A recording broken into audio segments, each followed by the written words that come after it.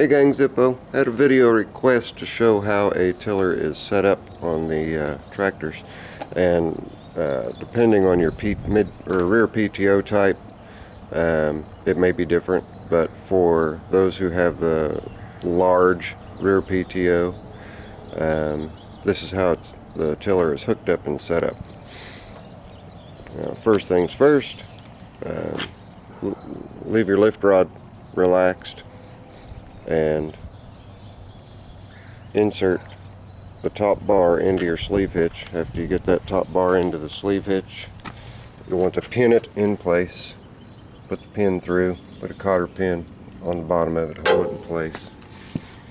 And then after you do that, that'll enable you to raise the tiller up without hooking the bottom.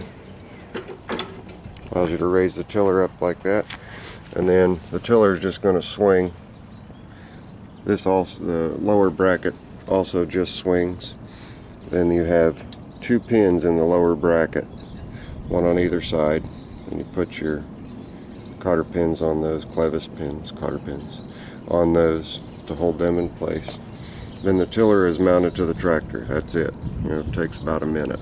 After that, to get the belt on, this piece right here, I'll go ahead and loosen it for you guys. When I'm turning it this way, what it's doing is it's relaxing that belt. You have a fulcrum point here, and this starts to come back, and when it comes back, it's moving your drive pulley for the tiller towards your rear PTO. So as you loosen, going counterclockwise and pulling those together, it gives you slop on your belt so that you can take your belt on and off. And the belt is permanently attached to your rear PTO.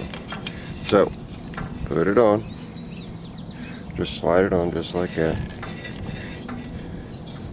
Show you that again. I don't think it was in the camera field.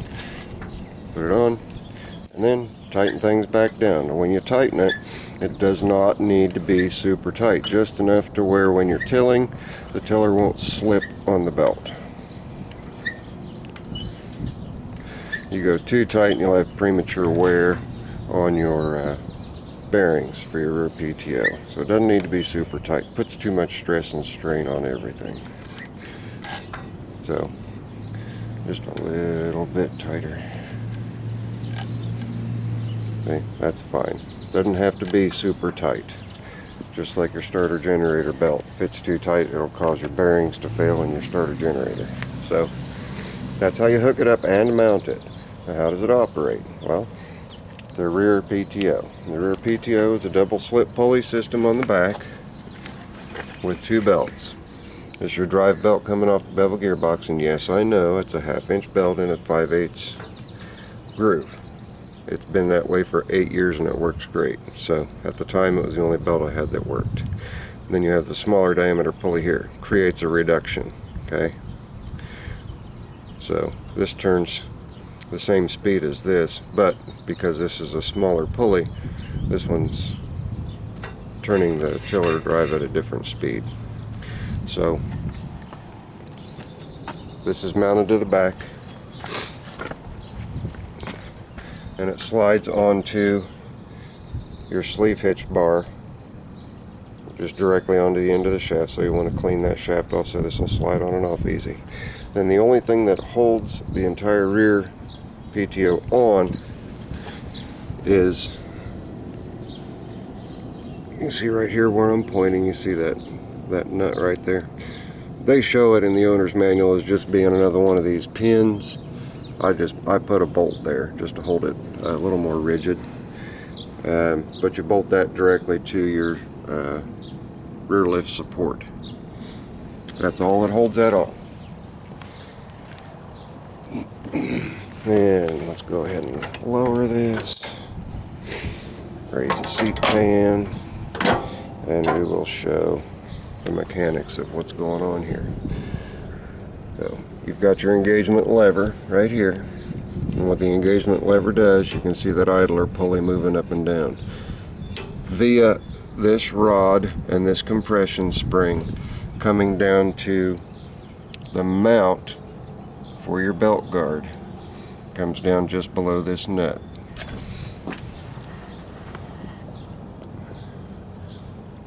You see right here, I've got this pinned in, okay, on a 3-inch pulley coming off your bevel gearbox. Your shaft is extended here for your mid PTO. So the mid PTO and the rear PTO operate off of the same shaft coming off the bevel gearbox. And when you engage, it simply just tightens this belt like so. And that enables the power off the bevel gearbox to be transferred back to the rear PTO to drive your tiller. So we're going to go ahead and start Ugly Alice up, start that tiller up, and show it to you in operation. Oh, another thing. You guys can see how easily this lifts and raises. That's a pretty heavy piece of equipment back there. You can fabricate your own, or you can try to find an original front-mounted weight that also acts as a counterweight. You see that I've got it on the opposite side of the rock shaft here, and this just uses a 42-inch snowplow blade, connects to your rock shaft in the top hole, comes down, mounts there, and mounts to your mowing deck holes towards the back of the front axle with 2 pins.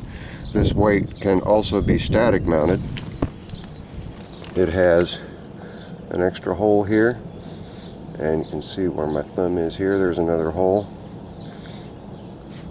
You can take this rod off, raise the weight up, and put 2 more pins in, one on this side and one on the other side. You can see those over here a little bit better. See the hole there and the hole there? You just raise the weight up, and you can static mount that weight so it stays put, and it's not being used as a counterbalance, it's just using for front traction. So there's that. But let's start Ugly Alice up. Fire, little girl, and then I'll show you the operation of the tiller.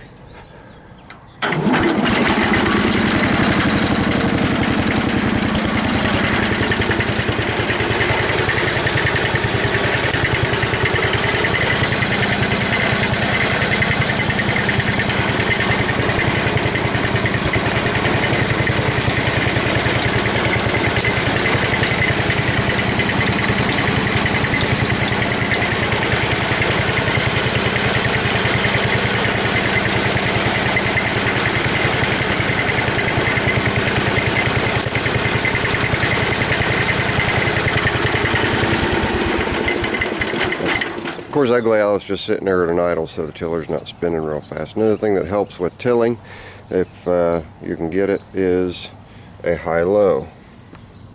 Get the camera down there. There's a high-low. The high-low, put the tiller back down. I gotta remember one other thing to tell you guys before I finish up here. The high-low works with 3 planetary gears inside of a housing. And when you move the gear shift lever into low, it reduces your output RPMs on your drive, on your transmission drive, 3 to 1. So you're going 3 times slower in first gear than you would be going in high gear.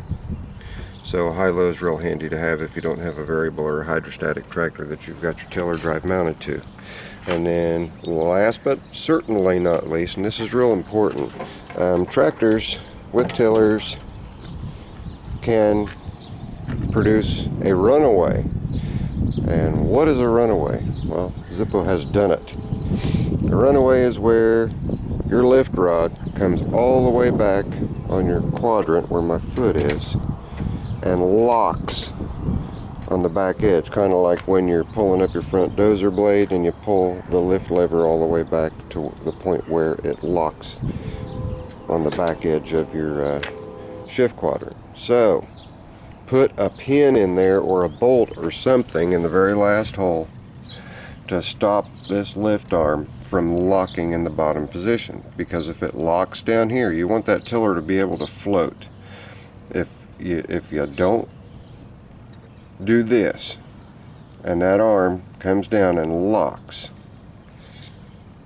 you have the potential to catch something in the ground, and that tiller will pick up, and the tiller will become your driving force. It will no longer be your tires pushing you forward. It will be the tiller. So make sure you've got a stop in there that keeps that tiller from forcing that tractor forward, because pushing the clutch will do absolutely no good. Putting it in reverse will do absolutely no good. The tiller is going to take you for a ride. If you don't have this pinned and the tiller takes you for a ride, there's only one thing you can do to stop. Shut your key off. I learned that after I went over a neighbor's fence. Or through a neighbor's fence, I guess I should say, which was a costly lesson to learn. So learn from my mistake. Make sure you pin the last hole, and you can also move this pin up or down if you want to set your ultimate depth on your garden to a certain amount. I prefer to go as deep as I can because I turn a bunch of mulch, or not mulch, but compost into my garden, and I like to get that compost in as deep as I can so the entire root base can benefit on everything I plant. So I know this is a little bit of a long-winded video, but I had a request for the rear tiller drive, and there is how everything hooks up, how everything operates, what will help you get the job done with the high-low and with the counterbalance on the front. So this is Zippo. Ugly Alice and I bid you a fond farewell.